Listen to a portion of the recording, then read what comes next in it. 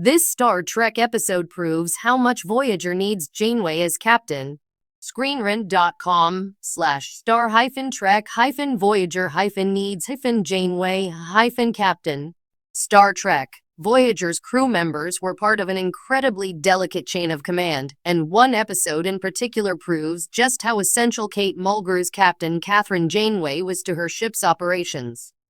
Mulgrew led the Star Trek Voyager cast for all 7 seasons and has since played Janeway in 2002's Star Trek Nemesis and also as part of the Star Trek Prodigy cast. Now a Starfleet admiral, Janeway is no longer responsible for a lone vessel, but she had a very unique job in every season of Star Trek Voyager while in command of the show's titular ship. Captain Janeway was forced to make some incredibly tough calls during her time as Voyager's commanding officer. With no Starfleet command to give her orders, she was left to interpret the organization's ideals in some pretty unconventional scenarios. Many of her decisions are still heavily debated among the Star Trek Voyager fan base, with many of the choices she had to make stemming from functionally unwinnable situations. There were only a few times when the USS Voyager was left without Janeway's leadership, but it did happen, and those instances proved how indispensable she was. The USS Voyager was brought against its will to the Delta Quadrant by the caretaker Basil Langton. During the rapid and tumultuous trip, several members of the ship's crew were killed in action, including Voyager's original first officer, LT Commander Cavett Scott Jeck. Below him was Tim Russ's LT Tuvok, although he was undercover at the time aboard the Maquis ship, which was also pulled into the Delta Quadrant. Before Janeway made the decision to integrate what remained of both crews, Tuvok should technically have been Janeway's new first officer due to Cavett's death.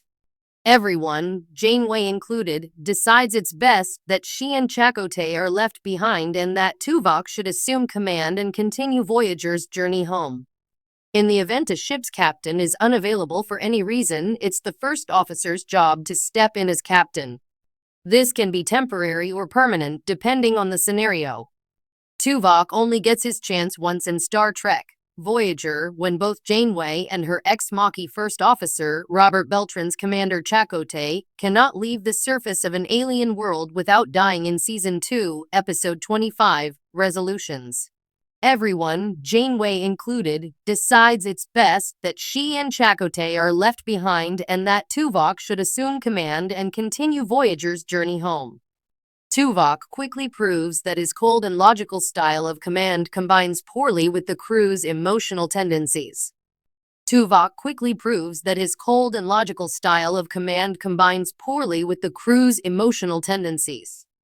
When he denies everyone's request to look into a dangerous alternative to saving Janeway and Chakotay, his Vulcan mind immediately dismisses the idea and insists the journey to the Alpha Quadrant continues. He's ultimately persuaded into changing his mind, but not until the ship is basically on the edge of a mutiny. In short, even though he was next in line to take the captain's chair, Tuvok proved he didn't know how to effectively command a crew built by Janeway. One of the biggest unanswered questions about Tuvok's brief stint in command of the USS Voyager is who he appointed as his new first officer, if he even gave the job to anyone at all. However, there were 2 main candidates when it came to who Voyager's new second-in-command could have been, and they both came with their own issues. Firstly, there's LT B'Elanna Torres Roxanne Dawson.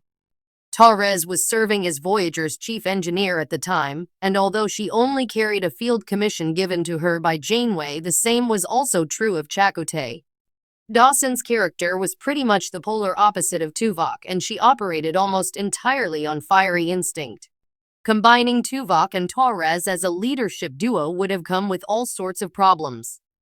Dawson's character was pretty much the polar opposite of Tuvok, and she operated almost entirely on fiery instinct. That said, as a former Maquis, she would have been a good replacement for Chakotay as the kind of officer to occupy such a senior position aboard the ship, keeping both the Maquis and Starfleet crowds happy. Then again, promoting B'Elanna would have meant her stepping away as chief engineer, but at least LT Carrie Josh Clark would have been there to take over. The other main option would have been LT Tom Paris Robert Duncan McNeil. Voyager's helmsman eventually grew into a responsible and dependable Starfleet officer, but at the time of Resolutions, he was only really interested in flying the ship than doing what he wanted in his downtime. Like B'Elanna, Paris was brash in his own way, which is probably why they ended up together. Regardless, Paris was also a bad fit to sit alongside Tuvok. Plus, Paris was the best pilot in the crew, so his talents were needed at the helm. I can understand why Tuvok struggled to appoint a new first officer. A brief shout-out to Ensign Harry Kim Garrett Wang, who could conceivably have been promoted by Tuvok and installed as Voyager's first officer. Harry was still young enough that Tuvok could have molded him into the first officer he wanted him to be, but it may have caused waves by skipping over so many senior officers to give the job to Harry. Plus, he was very inexperienced in general. This is all to say that I can understand why Tuvok struggled to appoint a new first officer. Tuvok is eventually promoted to the rank of LT Commander in Star Trek Voyager Season 4, but because his ship is the only Starfleet vessel around, there's no room for real progression. Instead, he remains in his position of head of security, but becomes even more senior among the bridge crew. When Tuvok appeared in Star Trek Lower Decks, he was revealed to be one of the Voyager crew who had since been promoted after the ship's return to Earth, as he was wearing the rank insignia of a Starfleet commander. For Tuvok to become a Starfleet captain, he likely drew on his experience in Resolutions on how to deal with an emotional crew without them turning against him. The next time Tuvok pops up in the Star Trek timeline is among the Star Trek Picard cast. In Star Trek Picard Season 3, Tuvok is the captain of his own ship, proving he also transferred from the Operations Division to the Command Division. He's briefly reunited with his former Voyager crewmate, Jeri Ryan 7 of 9. For Tuvok to become a Starfleet captain, he likely drew on his experience in Resolutions on how to deal with an emotional crew without them turning against him. Alternatively, he may have built a more Vulcan-heavy crew to reduce such a possibility. Captain Janeway did an incredibly admirable job of holding her crew together amid a chain of endlessly difficult scenarios.